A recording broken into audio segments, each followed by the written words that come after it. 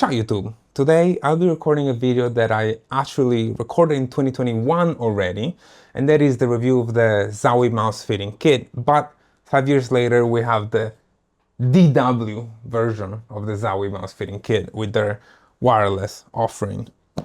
So, if you don't know what it is, basically Zowie is, I think, the only company that allows you to order this thing. You have to return it, and I think it costs $40 for the service. And when you get it, you can see that basically you get a sampler of their mice, and their really cool receiver. To be honest, is one of the coolest receivers that I've seen, because first of all, it's reprogrammable without software. So it does the same thing that Logitech does, where you can reuse it between mice, but you can do it directly from the mouse, which is already very Zowie of them, as I've always done kind of everything from the mouse. So you get this and a sampler of their DW wireless mice. So you pay the $40, you get this, you try them out, and then of course you return it, and now you know which mouse you prefer. The mice in the fitting kit this time are all of the EC1, EC2, EC3 in all of these shapes, the ZA13, the FK2, the U2, and the S2. Zowie, I mean, I imagine you know Zowie, right? Anyone that has played Counter-Strike between 2010 and 2020 basically used Zowie at some point. The ZA12 was my main mouse for most of my Counter-Strike peak of the career. My international LAN that I played was with the ZA12. Most of my Italian LANs were with the ZA12. That's where I realized that I really love the high hump. Because the ZA12, I mean, in this case we have the ZA13 here, was kind of like the first mouse I got my hands on that had this very, very distinct low front and tall hump, which, as you know, I really love. For example, the X2H shape, which is my favorite shape right now. As you can see, it's very similar conceptually. Of course, I'm showing you the mice, but they're all in Find My Mouse. So if you want to check them out in 3D, I don't know if I'll use it to explain some of the shapes later, but they're right there. So when you get the fitting kit, you get this receiver, and you can basically just hold the DPI button and then plug in the receiver, and then the mouse pairs with the receiver, so you can try them really quickly without having to deal with, 7 receivers. And I think really most shapes out there, apart from a couple relevant ones, like maybe the GPX shape is kind of its own thing, but I would say the vast majority of shapes out there are somehow, also maybe the Viper, but Zowie kind of really revolutionized the world when it came to shapes. Before Zowie, we had kind of like really out there weird shapes, so much so that I found a video from 2015, so 11 years ago, where I was comparing the FK1 of the time with the yellow logo, an EC2A, which was the EC2 of the time, and a Death Adder and a G400S. We didn't have many options, and before Zowie, shapes were kind of like, the G400S was really weird. Before that, we have even weirder mice from Logitech, like the G9, which was like a really weird shape. And I would say it feels like Zowie kind of standardized, they kind of cracked the code of what shapes work for the vast majority of people. In Counter-Strike, most people, this historically was the most popular mouse, the EC2, which is an ergo mouse that I've always absolutely hated. The reason is it feels like it only works because of the way it flares out here, completely convex. It only works, I feel, if you grip like this. But I grip like this, and it basically makes it so that my fingers completely slip. So, of course, I'm not very excited about this, which is the EC1 is humongous. Like, I think you need to have like 22 centimeters long hands to use something like this. Like, the size of this mouse is just insane, but this is also like endgame. If you're someone that really, really palm grips, this is the only mouse where like my whole hand can be on the mouse because it's just absolutely large. I think this might be the largest offering, maybe. I don't know, I'm sure there's some weird obscure mouse that might be larger than the EC1, but at least none of my possession get even close. This is humongous. And this is the only one, funnily enough, that feels light because of how large it is. So in terms of volume and weight, like its density is kind of the best. The rest of them, I mean, I can show you the EC3, even though it's the smallest version of the EC lineup, which is the Ergonomic, still unusable to me. I guess because it's small, I can kind of more try to get my fingers under the ridge. So it's the more usable one for me. So it feels more like an outside AX, but the outside AX, which I've mentioned many times from Baxi, since it tapers a little more here, is the only ergo shape like this that I can use. But the fact that it is historically one of the most popular mice for Counter-Strike still says something. It means that it's definitely not a bad mouse per se. But then we have the FK2. I think the FK shape got really, really famous, especially because Simple mained an FK shape for a long time, if I recall correctly, and a bunch of other pro players. A lot of people loved it. It became a very heavily cloned shape. You might be familiar with it. Like, I think the determining factors when you grip this mouse are the fact that it has a very long, this kind of like the defining feature. It has a very slow taper for the hump. You know, it doesn't end abruptly, kind of slowly tapers down, and it kind of feels very flat. You can see that once it gets to the top, it kind of stays here. It's very, very flat. I bought this one, this shape, again, back in like 2015, 2014, and I really wanted to love it, but there's just not enough support for my palm back here. Like, this is something that I've said many times, where the way I grip, it kind of makes a little ball at the bottom of my palm here, right? And the way I end up gripping the FK2 is that a very tiny sliver of mouse is actually touching because of the way it tapers. So only this little tiny piece is touching and the rest isn't. So it ends up being very, very unstable. A lot of people love it. I don't know what kind of grip really works with this. I guess maybe a more fingertippy claw might work. I don't remember if I think Scream used to grip his mice like this. I think Scream, for example, could have gripped this with his like kind of fingertippy claw, because then the mouse is kind of just not in the way. But I never loved the shape. But I know that a ton of people fell in love with the shape, really love it. They're looking for clones. I think this is super usable. I really like it. And I think a brand new FK just came out a couple days ago. So FK2, not a fan. I mean, again, I already told you my favorite is the ZA13, and we'll come to that. Now we have the U2 and the S2. I want to start with the S2. To me, the S2 is kind of the GPX of Zowie. It's the safest shape, in my opinion. It is not as opinionated as any of the other shapes. The taper here isn't that crazy. It's symmetrical, of course. The sides don't like taper in too aggressively. The front isn't too low or too high. It is a very flat mouse, but it's kind of, by far, in my opinion, the safest shape. And it kind of works. It does feel more locked in place than the GPX, but I mean, the GPX never feels really locked in place. That's why, you know, it's a polarizing, weird shape, because it's so boring that it kind of never feels perfect, but you still perform well with it. The S2 definitely feels more locked in place. It feels good with my grip, like it's very usable, don't get me wrong, because it's still, what matters is from the top of the hump to the bottom, how far does it get? So you can see, compared to the FK2, the main difference is the taper. Look how like it keeps going all the way down, whereas the S2 doesn't. It has this chamfered edge, if we want to call it that way. So it's way more grippable for me, but it's also the most boring. Like, I would not main the S2 ever if I was in Zowie land, because it's kind of like, it is a little flat like the FK2, but it's, you know, it doesn't have the very strong taper. It doesn't have as high of a button feel as the U2 for some reason. I don't know.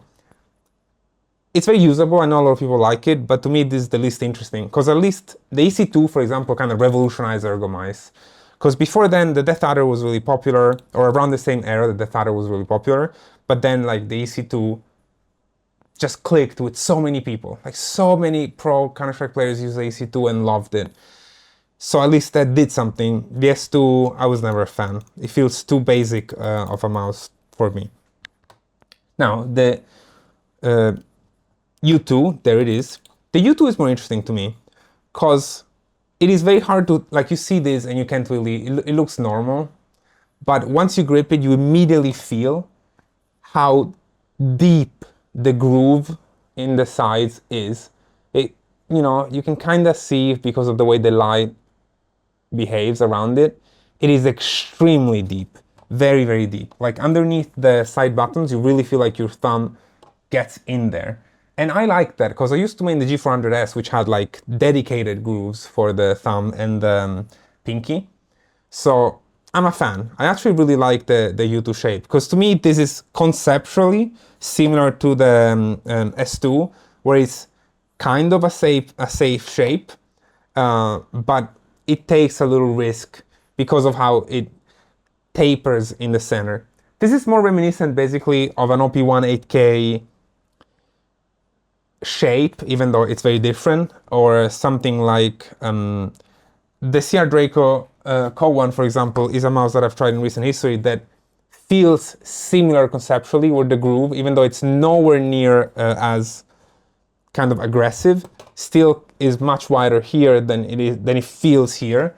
So it really kind of feels like you're gripping it. And also the way the front clicks are taper like this is kind of similar, whereas it's not always like that. You see, sometimes they have them split like this.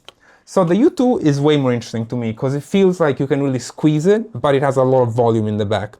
So it feels very stable. I kind of like it, honestly. I still prefer the ZA13 because hump, but the U2 shape is definitely my second favorite from Zowie, easily. Like, none of the other shapes come close. ZA is number one, and U2 is definitely number two. I kind of wish we had a mix of the ZA and the U2 shapes. Basically, I really like the way that it's wide at the bottom, and then it tapers in, and you can really grip it like this. Again, very obviously the determining factor when you grip it. It's really hard to tell with your eyes, but the moment you grip this, it's immediately the number one thing you feel. How deep this groove is, how it really feels like your thumb has like room to squeeze the mouse. It's a really squeezable mouse.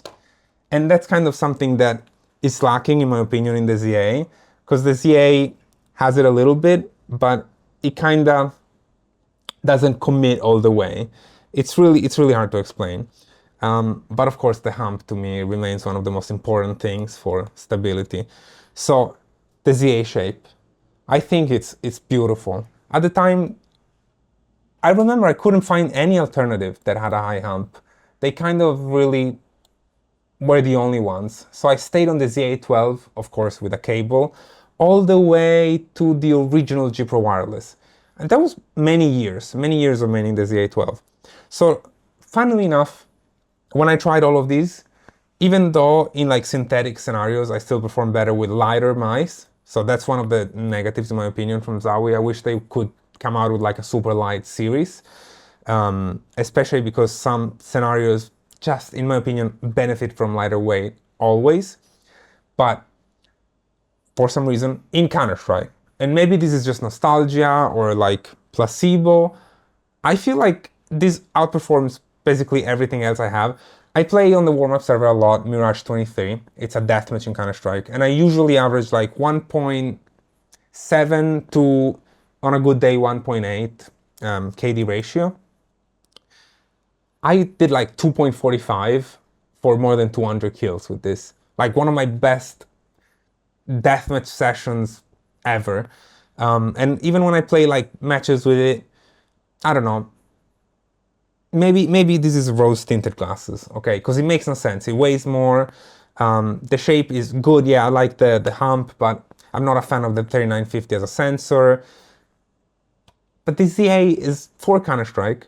Again, maybe it's like my brain going back to like younger me 10 years ago playing LANs. Uh, it just works. That's where like some of these mice are so hard to review because people just want an answer like which one is better. And how am I supposed to tell you when I got one of the best, like every corner I peek, I instantly flick to a head sessions with this at 1,000 hertz. I realized I wasn't even using it at 4K hertz, which they support. 1,000 hertz, where I'm used to a GPX2 at 8K hertz or the X2H Crazy Light at 8K hertz. And somehow I use it in a real game and it outperforms them. I don't know. It's magical. I don't know why. I don't know if it's maybe the skates or the clicks. There's something. It just feels locked in place. Because mice, all it takes is a tiny difference to feel very different. Maybe it's the way their hump actually kind of like, because a hump is a three-dimensional thing. It's not only how high it gets from the back, but also from the sides. And compared to the X2H, for example, which is also obviously a humpy mouse, but you can see that the X2H is kind of more like up and then hump. Like it's kind of straight the way it goes up, and then there's the hump. The ZA shape kind of like comes up smoothly, both from a profile from the back like this, and like this. So maybe it kind of works better with my hand, because a hand doesn't have a flat side and then the inside. So this is me trying to rationalize what makes it so stable that I perform well with it. But I couldn't tell you. So anyway, this was all to show how much Zowie kind of innovated when it comes to shapes. And it's so cool that the brand that innovated with shapes offers the fitting kit. Because again, if you just see them, of course, if you see them in 2D, you're not gonna get anything. If you see them in 3D with Find My Mouse, of course, you're gonna have a much clearer idea. But also, I made Find My Mouse, of course, I'm gonna say that. But for example, this, again, the determining factor in the U2, this you can pick up in 3D. It is visible if you use Find My Mouse. Like you can see how insanely tapered and how much like really room for your thumb and of course pinky and ring finger there is. But you have to have it in your hand. You have to try it. So it's really cool that they still offer this service after all this time, because I think if you can do it, even if you're not interested ultimately in a new mouse in the immediate, I think for $40, and I think then it's a prepaid, I'm gonna keep this up, it's a prepaid label to ship it back, you will learn so much about your own preferences that I think it's gonna be worth it. I think most of my viewers have more than one mouse, right? And I think as technology goes on, but also just as we get bored, we tend to just upgrade. Or maybe it's not an upgrade, just buy more mice to try them out. So I think that they are the only company that offers this service. I'm still a big fan. In 2021, I begged, or was it, when did I say that I recorded a video? I think it was 2021. I begged them to let me keep it, and they didn't let me keep it. This time I succeeded, so I am gonna keep it. So I can't wait to have a larger office, and this is gonna be on display there. Also, whenever I have friends over, I have them like try it because they're like, I wanna buy a new mouse. Of course, anyone that knows me IRL is gonna come ask me because they know that like my room is insanity when it comes to mice, and there's mice everywhere. So of course I immediately go to this so that I can at least like quickly determine their high level preferences. I'm very excited to see what Zowie is gonna do next. Of course, Zowie right now, I would say, is more relevant for their monitors than it is for their mice, but still, they're an historical brand, and I think if they can just kind of get in the game of like very lightweight mice, they're gonna become immediately relevant again, because some of these shapes are still very unique. Because I showed you, right? I don't know, apart from like, maybe there's some direct clones, I don't know, but this way in which the hump is on the ZA, that does something for me, at least in Counter-Strike. I can't find it even in the X2H. The X2H has the hump from this side, but not from this side. Do you see the difference? So yeah, I'm very happy that they let me keep it this time, and very excited to see what they're coming out with next. Of course, I'm hoping for a ZA 13 or 12, because I'm still not sure. I have, with the years, kind of started preferring smaller mice. So maybe ZA 13, but a ZA 13 ultralight, super light, would be a serious contender for a potential main mouse for me now. Whereas currently, I don't think I'm going to main the ZA13. I'm definitely going to use it more because I can't ignore the data point of like an insane kind of strike performance with it. And I kind of want to see how far I can push static with the ZA13DW. But I don't think realistically at this weight, because it weighs a full 10 grams more than the GPX2 full size, I don't think realistically it can be a contender until we have a ZA13 super light. But still, the fitting kit itself is a super cool initiative. I wish more companies did it. Pulsar, what are you waiting for? You have to do a Pulsar fitting kit. But so far, Zowie, for a full 5 years, at least, only company that does this. Anyway, that said, I'm sure a lot of you are noticing that I still have the PD170 here. I got the world record shared with the violating 1W60S with the Pulsar PD170. So expect a PD170 review very, very soon. And I will see you soon.